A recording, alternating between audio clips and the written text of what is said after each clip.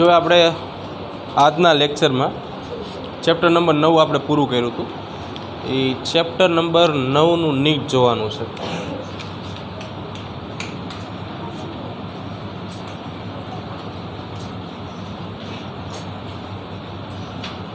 એમાં આજે આપણે થિયરી પોર્શન જે છે ને એટલું જોશું, બરાબર. તો ચેપ્ટર 9ની શરૂઆતમાં તમને પ્રોટીન માટેની થિયરી આપી છે અને અમુક ગોલ્ડન કી પોઈન્ટ્સ આપેલા છે. તો આપણે એટલું આજે જોવાનું છે. પેજ નંબર 108 ઉપર હશે. તો જો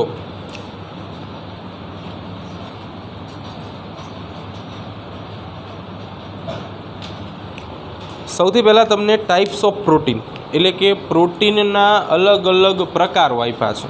પ્રોટીનના કેટલા પ્રકાર હોય? 3 મુખ્ય પ્રકારો છે. 2 વિશે થોડી માહિતી છે, ત્રીજા વિશે એકય માહિતી નથી, બરાબર. એટલે કોઈ જ પ્રકારની માહિતી ત્રીજા પ્રકારના પ્રોટીન માટે નથી. તો સૌથી પહેલાં આપણે ત્યાંથી જ શરૂઆત કરીએ. એટલે મુદ્દો છે પ્રોટીનના પ્રકારો. તો 3 પ્રકારના મુખ્ય પ્રોટીન છે: સરળ, સંયુક્ત અને સંશ્લેષિત. સરળ પ્રોટીન, સંયુક્ત પ્રોટીન, સંશ્લેષિત પ્રોટીન. સરળ, સંયુક્ત અને સંશ્લેષિત. આપણે ઓલરેડી એનસીઈઆરટીમાં અમુક વસ્તુ ભણી ગયા છીએ, પણ જે નથી ભણાઈ આમાં આપણે જોઈ લેવાની છે. તો સરળ પ્રોટીન જે છે, સાદા એવા પ્રોટીન હોય. તમને લખેલું છે કે એની એક લાક્ષણિકતા એવી છે કે એ માત્ર એમિનો એસિડના જ બનેલા હોય. એટલે બીજો કોઈ ઘટક, એટલે કે એમિનો એસિડ સિવાયનો કોઈ પણ ઘટક સરળ પ્રોટીનમાં હોય નહીં, બરાબર. એટલે આ પ્રોટીનની લાક્ષણિકતા શું? એમિનો એસિડ સિવાયના ઘટકો ગેરહાજર. એમિનો એસિડ સિવાયના ઘટકો ગેરહાજર હોય સરળ પ્રોટીનમાં. એટલે ઇન શોર્ટમાં માત્ર શું હશે? અંદર એમિનો એસિડ હશે. સરળ પ્રોટીન જે છે એના 2 મુખ્ય પ્રકાર આપણે ભણવાના છે. એક છે રેસામય અને બીજું છે ગ્લોબ્યુલર.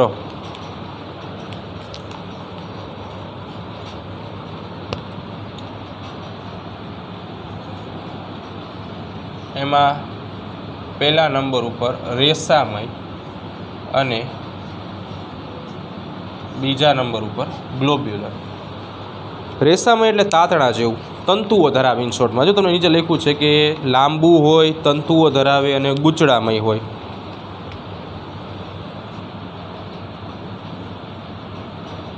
લાંબુ, તંતુમય અને ગૂંચળામય. આ એની લાક્ષણિકતા છે.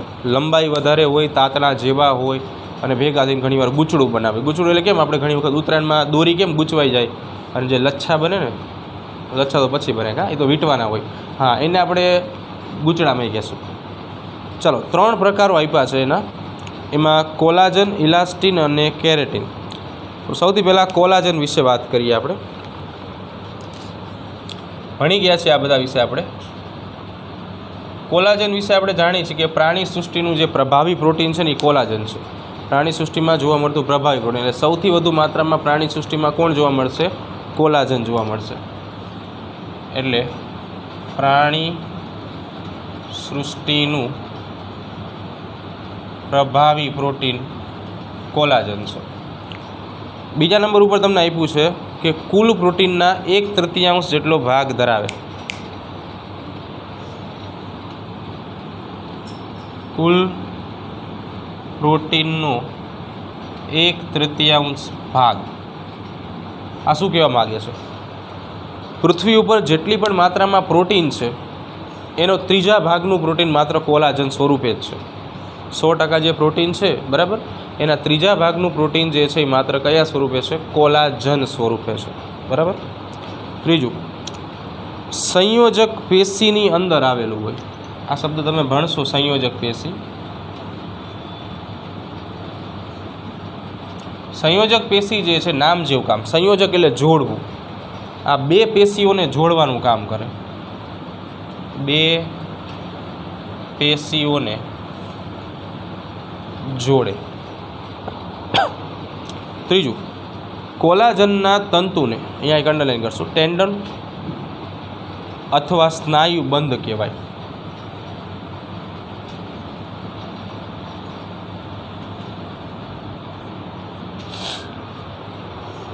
ટેન્ડન અથવા તો શું કહેશું આપણે, સ્નાયુબંધ કહેશું. હવે ટેન્ડન અથવા તો સ્નાયુબંધ શું છે એની આપણે વાત કરીએ. તો માનવ શરીરની અંદર ઘણા બધા સ્નાયુઓ આવેલા હોય. સ્નાયુઓ મોટા ભાગે કંકાલ એટલે કે હાડકા સાથે જોડાયેલા હોય, અસ્થિઓ સાથે. જો આ બંને ભેગા થાય એટલે એકબીજા સાથે જોડાય ને તો જ આપણા શરીરને યોગ્ય શેપ મળે. આપણે એક નાનું એવું ઉદાહરણ લઈએ. આપણો હાથ છે, બરાબર, તો હાથને તમે આ રીતે મૂવમેન્ટ કરી શકો છો, પણ આ એક જ સાઈડ. બીજી સાઈડ તમે આવી મૂવમેન્ટ કરી શકતા નથી. કરી શકો ક્યારે? તો એ મૂવમેન્ટ આપણા જીવનની છેલ્લી મૂવમેન્ટ હોય. પછી આખી જિંદગી હાથ જે છે એ આવી રીતે લઈને ફરવો પડે. એટલે એનું કારણ શું છે? સ્નાયુ વચ્ચેના બંધ છે. તમે જો અમુક ઉંમર સુધી તમારી ત્વચા જે રહે ને, સ્કિન, એ ગ્લોવિંગ હોય, આમ એકદમ સખત હોય એમ. પણ તમે વૃદ્ધોની સ્કિન જુઓ, ઉંમરલાયક લોકો હોય, 50, 60 વર્ષ, 70 વર્ષ, 80 વર્ષ વટાવી ગયા હોય, તો એમની સ્કિન જે રહી ને એ કરચલીમય હોય. આપણી સ્કિન કેમ આમ મજબૂત રીતે જોડાયેલી હોય, યોગ્ય શેપ મળે ઇન શોર્ટમાં, બરાબર. એમની સ્કિન જે રહી ને એ કરચલીમય બની જાય, એટલે નરમ બની જાય. કેમ? તો આપણા શરીરની અંદર અત્યારે સ્નાયુબંધ જે છે ને એ પ્રબળતાથી જોડાયેલા હોય. એમના શરીરમાં શું થાય કે કેલ્શિયમની ઉણપ સર્જાય. ઉંમર થાય એટલે કેલ્શિયમની ઉણપ સર્જાવાની છે. પગના દુખાવા થાય, બરાબર. ચાલતા હોય તો બહુ ચાલી ન શકે. આ બધી સમસ્યાઓ કેલ્શિયમના કારણે થાય. સાથે સાથે અમુક વિટામિન્સની ખામીઓ સર્જાય. તો એ બંધ જે છે ને, જે બન્યા હોય ધીમે ધીમે નરમ બનતા જાય, નબળા બને બંધ. એટલે ત્વચા જે રહીને એ કેવી થઈ જાય? કરચલીમય થઈ જાય. એનું કારણ આ, બરાબર. તો સ્નાયુબંધ જે છે એ તમને આવી રીતે જોવા મળે કે ઉદાહરણ તરીકે આપણી પાસે 2 અસ્થિઓ છે.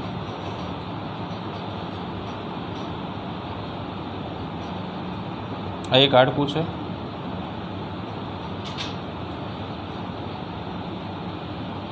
આ બીજું હાડકું છે. તો આ બંનેની વચ્ચે આવી રીતે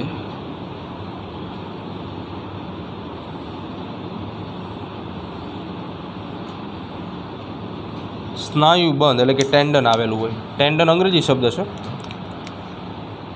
ગુજરાતી શબ્દ સ્નાયુબંધ છે, બરાબર. જે ઇન શોર્ટમાં હાડકા અને સ્નાયુ બેયને સાચવવાનું કામ કરે. આગળ બીજા નંબર ઉપર ઇલાસ્ટિન. આ બધા રેસામયના જ ઉદાહરણ છે.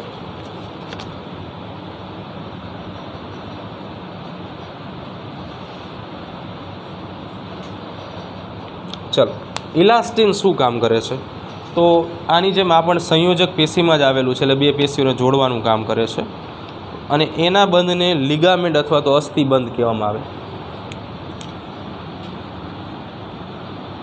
સંયોજક પેશીમાં આવેલ હોય, લિગામેન્ટ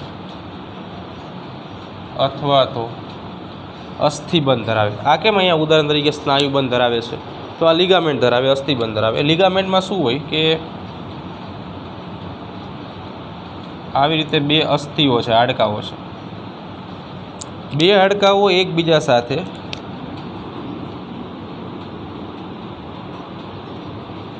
આવી રીતે જોડાય.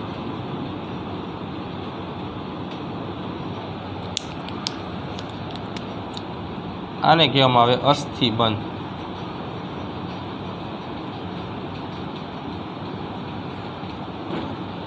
લિગામેન્ટ, બરાબર.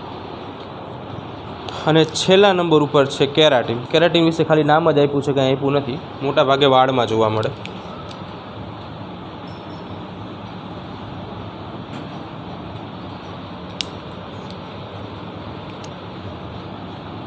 વાળ પશુઓની ખરીઓમાં ઘણીવાર જોવા મળે.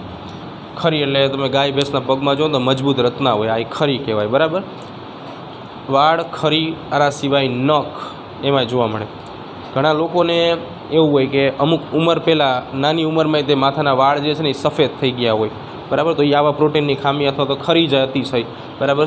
છોકરાઓ ટકલા થઈ જાય, છોકરીઓ ટકલી થઈ જાય. તો એનું કારણ શું છે? આ કેરાટિન.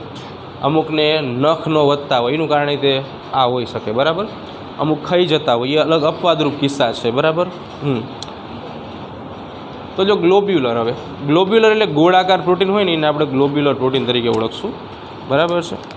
તો ગ્લોબ્યુલર પ્રોટીન જે છે એની વાત કરીએ તો એમાં સૌથી પહેલાં આપણે જોઈએ રૂબિસ્કો. રૂબિસ્કો ઓલરેડી આપણે એનસીઆરટીમાં ભણેલા છે 2 પોઈન્ટ, અને એ જ 2 પોઈન્ટ છે. પૃથ્વી ઉપર જોવા મળતું સૌથી વધુ માત્રામાં જો કોઈ પ્રોટીન હોય તો એ રૂબિસ્કો છે, બરાબર. તો આની લાક્ષણિકતા શું છે? પૃથ્વી ઉપર સૌથી વધુ માત્રામાં જોવા મળે અને મોટાભાગે વનસ્પતિઓમાં જોવા મળે છે. એટલે આ પ્રોટીન તમને હરિતકણમાં જોવા મળે, રૂબિસ્કો. બરાબર. બીજા નંબર ઉપર છે આલ્બ્યુમિન.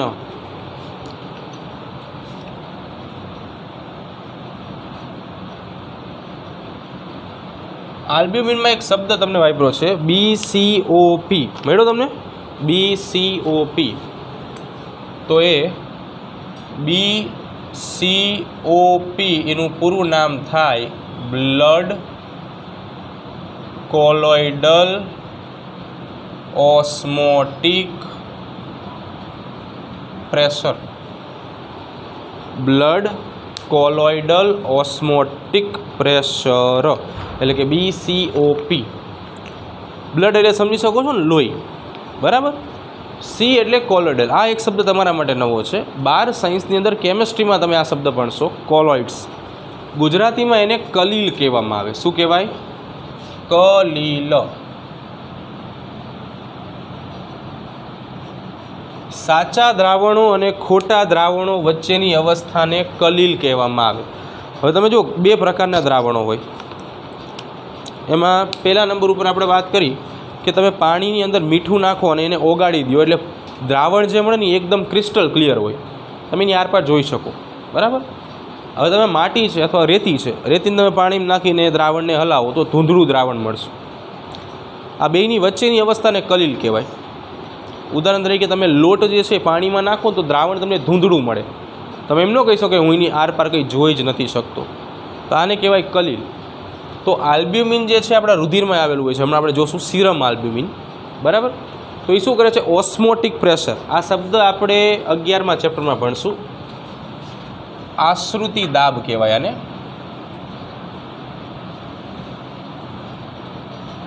રુધિરનું કદ જે છે ને આપણા શરીરની અંદર, એ દરેક સંદર્ભમાં યોગ્ય જળવાઈ રહેવું જોઈએ.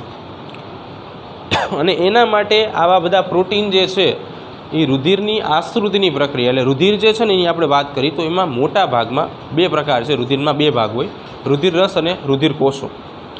એમાં રુધિર રસમાં મેક્સિમમ પ્રમાણમાં પાણી છે. હવે કહેવાનો અર્થ એવો થાય કે જો આપણા રુધિરમાંથી પાણી ઘટી જાય ને તો મોટી સમસ્યા સર્જાય. અને પાણીનું વહન આપણે તમને ખબર હોય તો આશ્રુતિ નામની પ્રક્રિયાથી થાય. એટલે આશ્રુતિ જે છે એ આશ્રુતિ જરૂરી છે. એટલે એ આશ્રુતિ જાળવી રાખવા માટે આવા કોલોઇડ એટલે કલીલમય ઘટકો આલ્બ્યુમિન આવેલા હોય.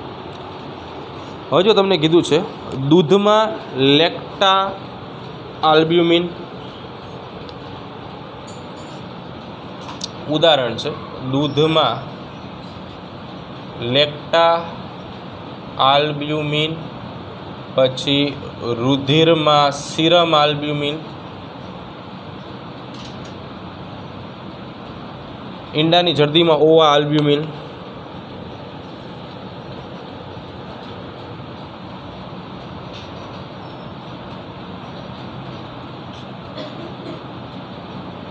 બરાબર.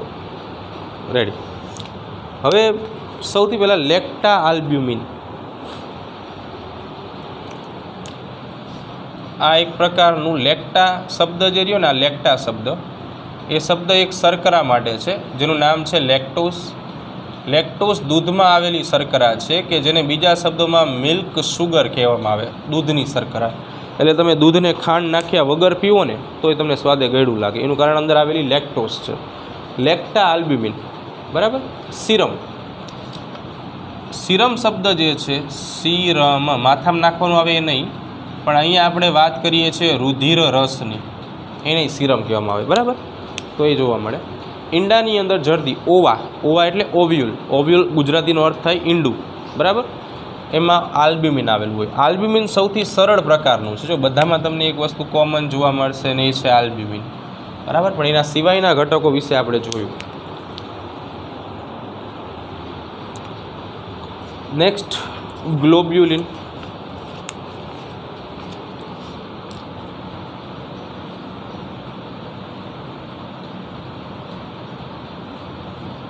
અને એના પછી છે હિસ્ટોન.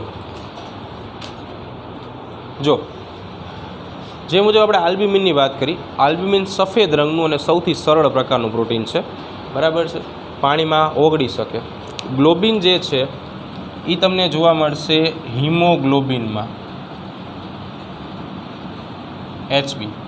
હિમોગ્લોબિન શું છે? એક પ્રકારનું શ્વસન રંજક દ્રવ્ય છે. હવે આપણે પ્રોટીનના પ્રકારો ભણ્યા હતા NCERTમાં, આ ચેપ્ટરમાં તમને યાદ હોય તો, બરાબર. પ્રાથમિક, દ્વિતીયક, તૃતીયક અને ચતુર્થક. એમાં ચતુર્થક પ્રોટીનનું ઉદાહરણ આપણે હિમોગ્લોબિન લખાયું હતું, અને એ સમયે આપણે હિમોગ્લોબિનની શૃંખલા દોરાઈ હતી, બરાબર. તો એમાં ગ્લોબિન એટલે કે ગોળાકાર 4 શૃંખલા હતી, 2 આલ્ફાની ને 2 બીટાની, ઉપર અને નીચે. તમને યાદ હોય તો મેં અહીંયા ઉપરની બાજુ 2 લાલ રંગની શૃંખલા, નીચેની બાજુ 2 બ્લુ કલરની શૃંખલા દોરી હતી, અને વચ્ચે એક બ્લેક કલરથી રિંગ દોરી હતી અહીંયા. તો એ હિમોગ્લોબિનનું બંધારણ દેખાડે છે, બરાબર. એટલે ગ્લોબિનનો અર્થ એવો થાય કે ગોળાકાર ઘટક. આવું ને આવું બીજું એક પ્રોટીન કે જેનું નામ છે હિસ્ટોન. યુકેરિયોટિક સજીવો, શબ્દ સમજજો.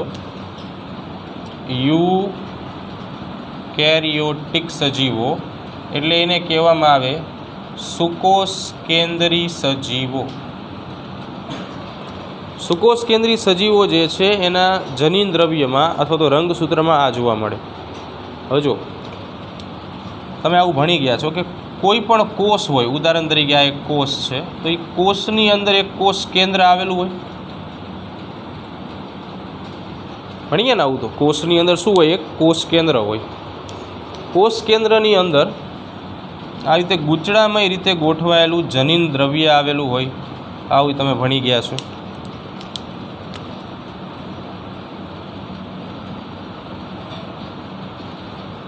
ભણી ગયા આવું જનીન દ્રવ્ય આવેલું હોય કોષ કેન્દ્રમાં. આપણે વાત યુકેરિયોટિક્સ એટલે કે સુકોષ કેન્દ્રી સજીવોની કરીશું. સુકોષ કેન્દ્રી સજીવના કોષના કોષ કેન્દ્રની અંદર આવેલું જનીન દ્રવ્ય જે છે ને એ ન્યુક્લિયો પ્રોટીન સ્વરૂપે હોય. કયા સ્વરૂપે હોય? Nucleo protein. ન્યુક્લિયો પ્રોટીન 2 શબ્દનો બનેલો છે. પહેલા નંબર ઉપર ન્યુક્લિયો એટલે કે એને કહેવામાં આવે ન્યુક્લિક એસિડ, અને બીજા નંબર ઉપર પ્રોટીન એટલે પ્રોટીન. ન્યુક્લિક એસિડની અંદર આપણે 2 ઉદાહરણો લખી શકાય, DNA અને RNA. તો હવે યુકેરિયોટિક સજીવના કોષ કેન્દ્રમાં જે પ્રોટીન આવેલું છે એ શું છે? તો કે આ જે પ્રોટીન આવેલું હોય આ પ્રોટીનને હિસ્ટોન પ્રોટીન કહેવામાં આવે. શું કહેવાય? Histone protein. આ પ્રોટીન કેવું હોય એની વાત કરીએ તો તમે DNA ને જુઓ ને તો DNA આવા તંતુમય હોય. આ ન્યુક્લિક એસિડ. આ DNAની અંદરની બાજુ આમ તમે ઉપર જુઓ ને તો આમ મણકા જેવી રચનાઓ જોવા મળે. એટલે તમને દોરીમાં પરોવેલા મણકા દેખાય. એટલે આ જે છે ને એ પ્રોટીનમય ઘટક છે, અને આ રેડ કલરનો ભાગ જે છે એ DNA છે. તો ત્યાં પ્રોટીનમય ઘટકો જે છે એ કંઈક આવી રીતે જોવા મળે.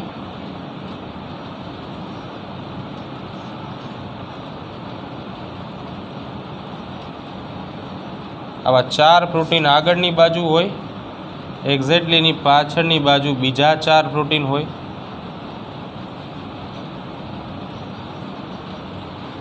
ઇન શોર્ટમાં 8 પ્રોટીન હોય. કોના? હિસ્ટોનના. તો આ હિસ્ટોનના પ્રોટીન કુલ સુકોષ કેન્દ્રી સજીવોમાં 8ની સંખ્યામાં હોય. એટલે એને કહેવામાં આવે હિસ્ટોન ઓક્ટામર. ઓક્ટ એટલે 8, મર એટલે એકમ, બરાબર. હિસ્ટોન ઓક્ટામર્સ. આ હિસ્ટોન ઓક્ટામર્સ જે છે 8 અણુઓ છે.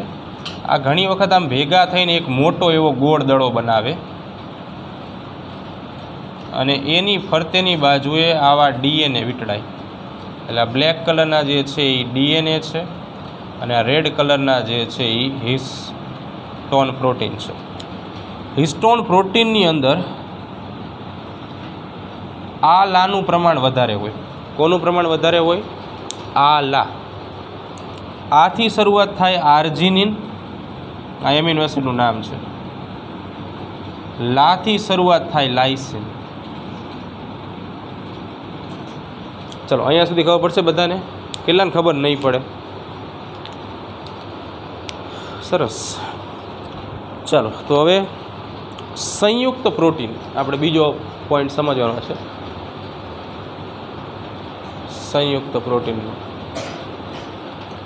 જો તો સંયુક્ત પ્રોટીનના બે પ્રકાર છે. હવે તમે જુઓ અહીંયા આપણે વાત કરી લીધી કે એમિનો એસિડ સિવાયના કોઈ ઘટક આમાં સરળમાં હાજર હોય નહીં. બરાબર. સંયુક્તમાં શું થશે કે બે પ્રકારના ઘટકો હોય.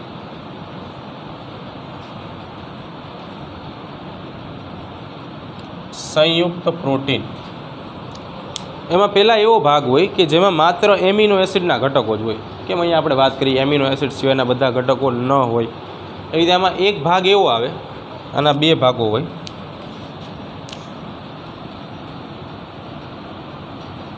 બે ભાગ ધરાવે. એમાં પહેલો ભાગ એક એવો હોય કે જે ભાગ માત્ર એમિનો એસિડનો જ બનેલો હોય. જે ભાગ માત્ર શેનો બનેલો હોય? એમિનો એસિડનો બનેલો હોય. બીજો ભાગ એવો હોય કે જે એમિનો એસિડ સિવાયના ભાગનો બનેલો હોય. બીજો ભાગ એમિનો એસિડ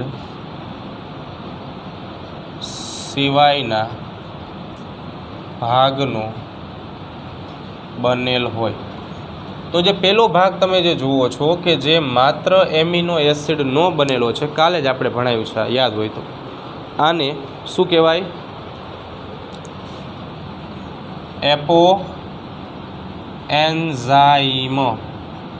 અને જે પ્રોટીન સિવાયનો ભાગ હોય આના માટે માત્ર પ્રોસ્થેટિક સમૂહ તરીકે વર્તે. એપો એન્ઝાઇમ વિશે ભણાવ્યું હતું કાલે, બરાબર, ચેપ્ટર જ્યારે પૂરું કર્યું ત્યારે. હવે જો નીચે તમને ઉદાહરણો આપ્યા છે, એ એમસીક્યુમાં પૂછાય. કઈ રીતે પૂછાશે ને એ હું તમને સમજાવું. જો પહેલા નંબર ઉપર આપણે વાત કરીએ ન્યુક્લિયો પ્રોટીનની. ઉદાહરણો આપ્યા છે આપણને, એ બધા વિશે જોતા જઈએ આપણે. નંબર 1 ઉપર છે ન્યુક્લિયો પ્રોટીન. હવે ન્યુક્લિયો પ્રોટીન અત્યારે જ આપણે જોયું, જો હિસ્ટોનમાં ક્યાંય ગયું, આર્યું. ન્યુક્લિયો પ્રોટીન શું બનેલું હોય? ન્યુક્લિક એસિડ અને પ્રોટીન.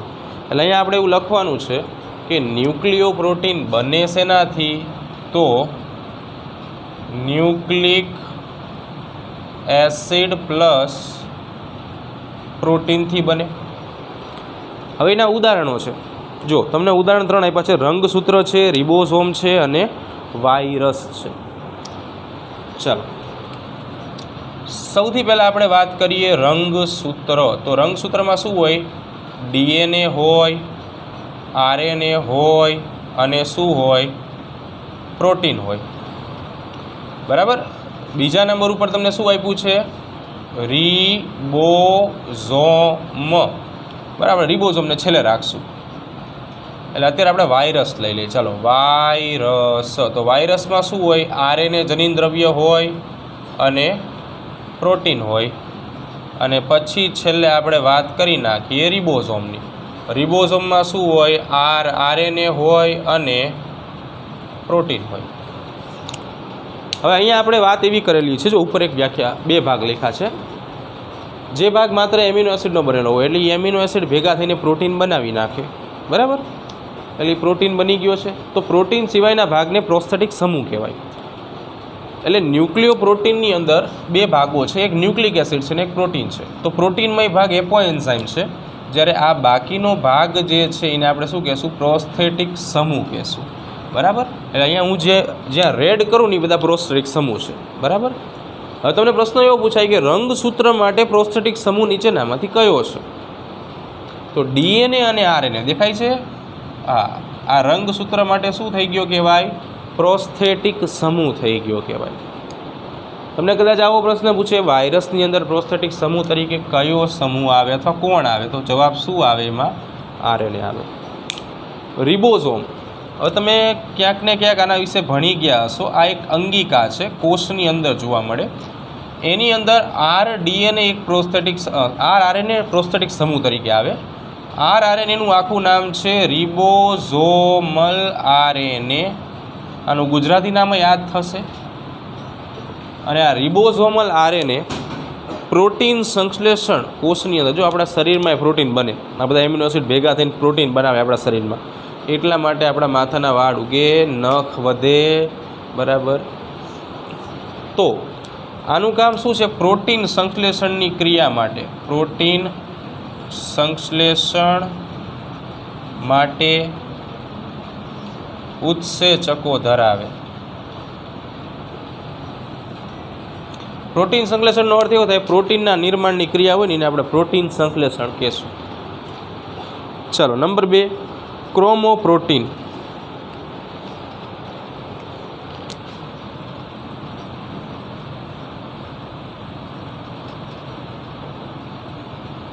ચાલો, ક્રોમોપ્રોટીનમાં જો તમને એક શબ્દ વાપર્યો છે કે પોર્ફિરિન રંજક દ્રવ્ય આવેલો હોય છે.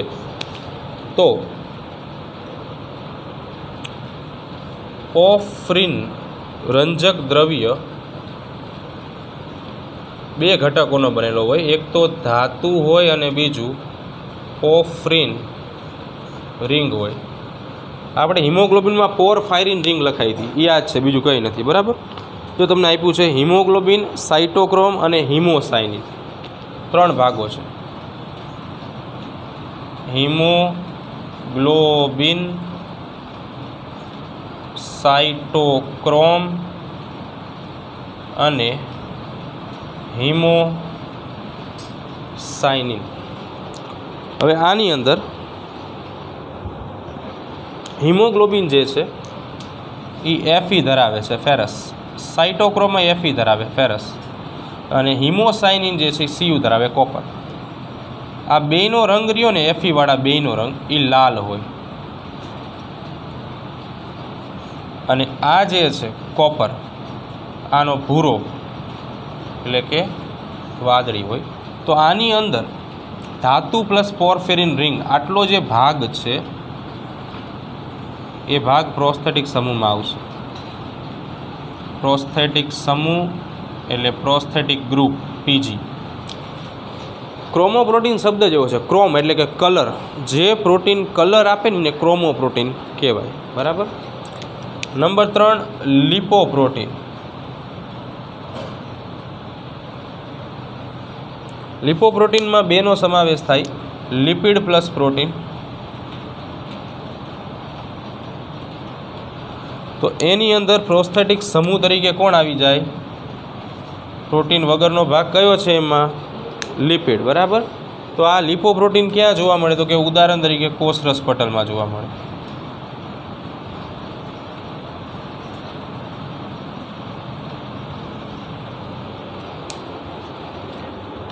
ચોથા નંબર ઉપર આપણે વાત કરી તો ફોસ્ફોપ્રોટીન છે.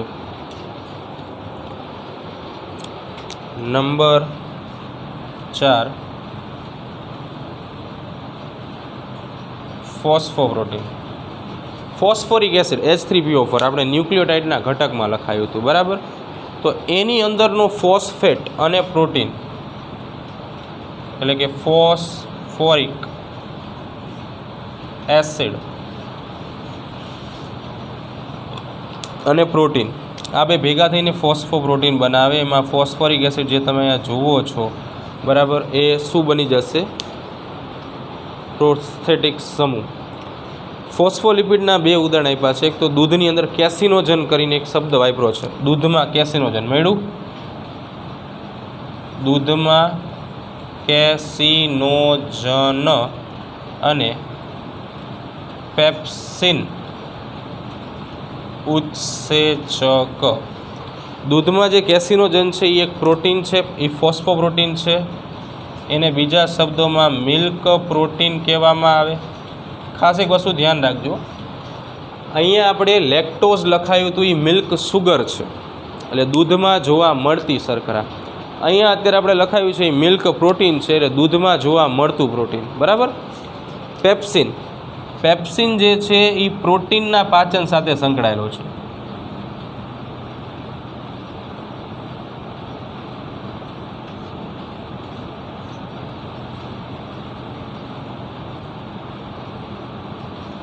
અને આ ઉત્સેચકને પ્રોટીઓલાઇટિક ઉત્સેચક કહેવામાં આવે છે. પ્રોટીઓલાઇટિક ઉત્સેચકનો અર્થ એવો થાય જે પ્રોટીનના પાચન સાથે સંકળાયેલો હોય, અને આ પ્રોટીનના પાચન સાથે સંકળાયેલો છે. બરાબર. ચાલો નેક્સ્ટ, લેસિથોપ્રોટીન નંબર 5. લેસિથોપ્રોટીન. લેસેથિન આપણે એનસીઈઆરટીની ટેક્સ્ટબુકમાં એનું બંધારણ તમને આપેલું છે. બરાબર. આપણે જે ઓલા બંધારણ છે ને 9મા ચેપ્ટરમાં, અહીંયા તે લેસિથિનનું બંધારણ છે. બરાબર. તો એમાં લેસેથિન અને પ્રોટીન, લેસિથિન પ્લસ પ્રોટીન આ બે આવેલા હોય. એના માટે લેસેથિન જે છે, આ લેસેથિન એ પ્રોસ્થેટિક સમૂહ હોય. આનું ઉદાહરણ છે ફાઇબ્રિનોજન.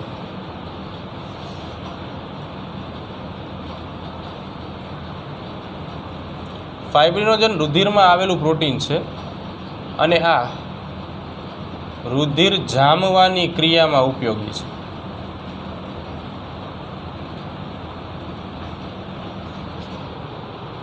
નંબર 6, મેટેલોપ્રોટીન.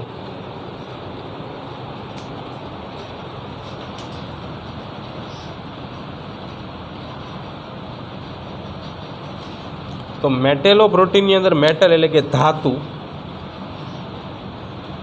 પ્લસ પ્રોટીન આવેલા હોય, એટલે એની અંદર પ્રોસ્થેટિક સમૂહ તરીકે તમને કોણ જોવા મળે?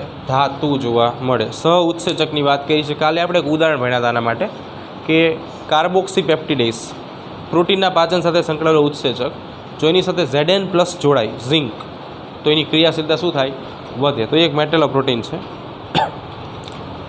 ગ્લાયકોપ્રોટીન નંબર 7, ગ્લાયકોપ્રોટીન એટલે શર્કરાની સાથે જોડાયેલું પ્રોટીન. એટલે આની અંદર શર્કરા પ્લસ પ્રોટીનનો સમાવેશ થાય. એટલે ગ્લાયકોપ્રોટીનની અંદર પ્રોસ્થેટિક સમૂહ શું છે? શર્કરા છે. તમને કીધું છે આલ્ફા, બીટા અને ગેમા ગ્લોબ્યુલિન ઓફ બ્લડ. જો એ શું કહેવા માગે છે આપણે જોઈ લઈએ એકવાર. બરાબર. રુધિર હોય ને, માનવ રુધિર, એ રુધિરના બે પ્રકારો, બે ભાગો મુખ્ય હોય. એમાં પહેલા નંબર ઉપર આવે રુધિર રસ, અને બીજા નંબર ઉપર આવે રુધિર કોષો. રુધિર રસમાં ઘણા બધા પદાર્થો જોવા મળે, અને એની અંદર જોવા મળતો એક પદાર્થ એટલે પ્રોટીન. રુધિર રસમાં 3 પ્રકારના પ્રોટીન મુખ્યત્વે જોવા મળે. એમાં 2 વિશે આપણે ભણી ગયા છીએ. આમ તો 3 આલ્બ્યુમિન, ગ્લોબ્યુલિન અને ફાઇબ્રિનોજન.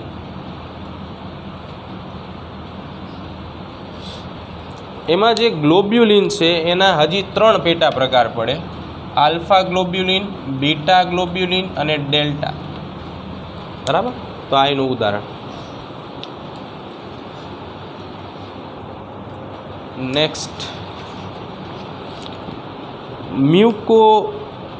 અચ્છા જો આના સિવાય તમને એમ કહે છે કે કોષની સપાટી ઉપર આવેલું હોય. બરાબર. જે ગ્લાયકોપ્રોટીન બીજા કોષને ઓળખવામાં મદદરૂપ થાય. તો આ બીજા કોષને ઓળખવામાં મદદરૂપ કઈ રીતે? તો જો મનુષ્યમાં અંડકોષની સપાટી, અહીંયા એક અંડરલાઇન કરો, ફર્ટિલાઇઝિન છે ને, અહીંયા અંડરલાઇન કરો. ફર્ટિલાઇઝિન ગ્લાયકોપ્રોટીનનું ઉદાહરણ છે. એટલે અંડકોષની સપાટી ઉપર,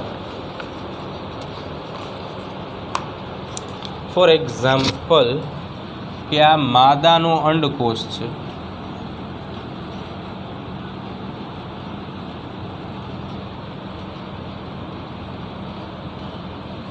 તો આ અંડકોષ જે છે એની સપાટી ઉપર ફર્ટિલાઇઝિન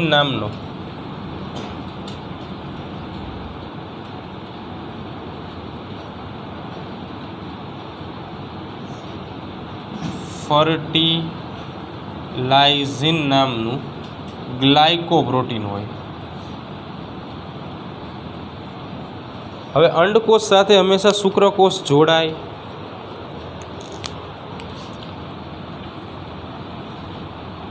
તો શુક્રકોષની જે સપાટી છે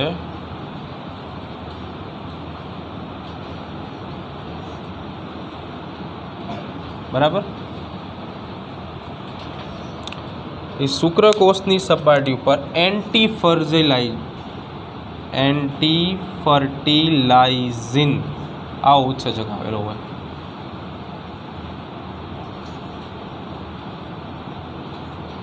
આ અંડકોષ, આ શુક્રકોષ, તો આ બંને વચ્ચેનો જે ગ્લાયકોપ્રોટીન છે એકબીજાને ઓળખે અને એના કારણે ફલન થાય. બરાબર. જો અંડકોષની સપાટી ઉપર ફર્ટિલાઇઝિન જે ગ્લાયકોપ્રોટીન છે, શુક્રકોષની સપાટી ઉપર એન્ટીફર્ટિલાઇઝિન. હવે એ ગ્લાયકોપ્રોટીન નથી પણ એ કેવું છે? સરળ પ્રોટીન છે. આ છે સરળ પ્રોટીન. બરાબર. તો આવી રીતે બે જોડાય. લાસ્ટ મ્યુકોપ્રોટીન. આ એક વિશિષ્ટ પ્રોટીન છે જેમાં કાર્બોહાઈડ્રેટ્સ એટલે કે શર્કરા તે તમને પ્રોસ્થેટિક સમૂહમાં જોવા મળશે.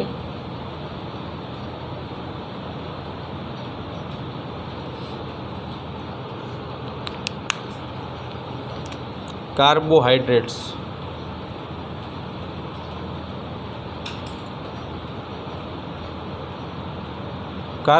આમાં 4% કરતાં વધુ હોય.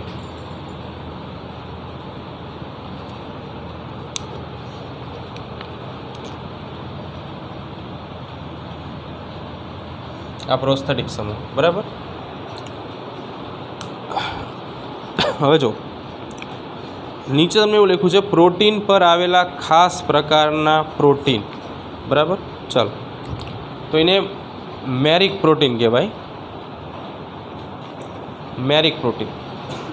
તો પ્રોટીન ઉપર આવેલા પ્રોટીનના બે પ્રકારો છે. પ્રોટીન પર આવેલ પ્રોટીન, એમાં પહેલા નંબર ઉપર આપણે વાત કરીએ મોનોમેરિક પ્રોટીન અને બીજા નંબર ઉપર ઓલિગોમેરિક અથવા મલ્ટીમેરિક અથવા પોલીમેરિક પ્રોટીન. અહીં એક શબ્દ છે મોનો. મોનોનો અર્થ થાય એક. એટલે મોનોમેરિક પ્રોટીન જે છે એ એક પોલીપેપ્ટાઇડ શૃંખલા ધરાવે. શું કરે? એક પોલીપેપ્ટાઇડ શૃંખલા ધરાવે. પોલીપેપ્ટાઇડ શૃંખલા એટલે એવી શૃંખલા કે જેમાં ઘણા બધા એમિનો એસિડ જોડાયેલા છે. બરાબર. ઓલિગોમેરિક. ઓલિગો શબ્દ ખરેખર તમે જોવા જાઓ તો 2 થી લઈને 6 અણુઓ માટે હોય. મલ્ટી એટલે અલગ અલગ કામ કરતું હોય. પોલી એટલે આપણે જાણીએ મુજબ ઘણા બધા. એટલે અહીંયા આપણે રાખશું કે ઘણી બધી પોલીપેપ્ટાઇડ શૃંખલા ધરાવે. બરાબર. હવે જો એક્ઝેક્ટલી નીચે તમને એક કોષ્ટક આપ્યું છે. કોષ્ટક તમે આમ જુઓ, ધ્યાનથી જોયેલું એવું લાગે છે ક્યાંક? કોષ્ટક જુઓ તો આમ કંઈક આમ જોયું હોય આપણે, મળેલા હોય આ કોષ્ટકને. હા, તો આ ટેક્સ્ટ બુકનું બેઠે બેઠું કોષ્ટક છે. બરાબર. તો કોલાજન જે જોઈ ગયા આપણે કે આંતરકોષીય આધારક દ્રવ્ય છે. ટ્રિપ્સિન એક ઉત્સેચક છે. ઇન્સ્યુલિન એક અંતઃસ્ત્રાવ છે, ડાયાબિટીસમાં ઉપયોગી છે. એન્ટીબોડી ચેપકારકો અથવા રોગકારકો બેક્ટેરિયા વાયરસ સામે લડે છે. રિસેપ્ટર સ્વાદ, ગંધ, અંતઃસ્ત્રાવની વિશિષ્ટ સંવેદનાઓ એક્સેપ્ટ કરે છે, સ્વીકારે છે. બરાબર. માનવમાં જે સંવેદી અંગો છે, આંખ છે, કાન છે, નાક છે, મુખ છે, એટલે કે ત્વચા. બરાબર. તો આ બધાની અંદર આવા રિસેપ્ટર પ્રોટીન્સ આવેલા હોય. GLUT4 આનું પૂરું નામ આપણે લખાવ્યું હતું, ગ્લુકોઝ ટ્રાન્સફર. બરાબર. 4 જે શું કરે છે? કોષોમાં ગ્લુકોઝનું વહન કરે છે. નીચે આપેલા જે મુદ્દા છે 6 પોઈન્ટ જો લખ્યું છે ગોલ્ડન કી પોઈન્ટ્સ. હા, એ થોડાક અગત્યના છે. એમાં સૌથી પહેલો શબ્દ છે કાઇટિન. એ હોમોપોલીસેકેરાઇડ છે. કાઇટિન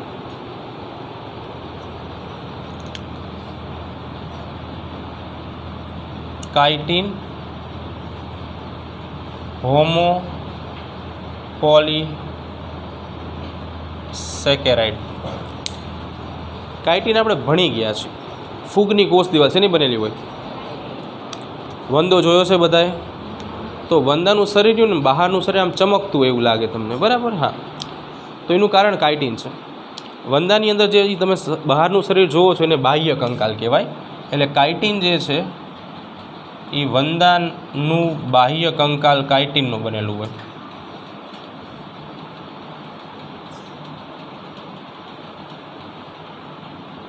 અને બીજા નંબર ઉપર ફૂગની કોષ દિવાલ. આપણે આ હોમો પોલીસેકેરાઇડ વાત કરતા હતા. બે શબ્દ છે, હોમો અને હિટેરો. હોમો પોલીમર અને બીજા નંબર ઉપર આવે હિટરો પોલીમર. બે શું કહેવા માગે છે? જો એક જ સરખા મોનોમરથી આખો પોલીમર બન્યો હોય, ફોર એક્ઝામ્પલ ગ્લુકોઝ, બરાબર, તો એને હોમો પોલીમર કહેવાય. એક જ પ્રકારના મોનોમરથી બનતો પોલીમર તો એને હોમોપોલીમર કહેવાય. જુદા જુદા પ્રકારના મોનોમરથી બનતો પોલીમર હિટરોપોલીમર કહેવાય. કાઇટિન કેવો છે? હોમોપોલીસેકેરાઇડ છે, એટલે એને હોમોપોલીમર કહેવાય, બરાબર.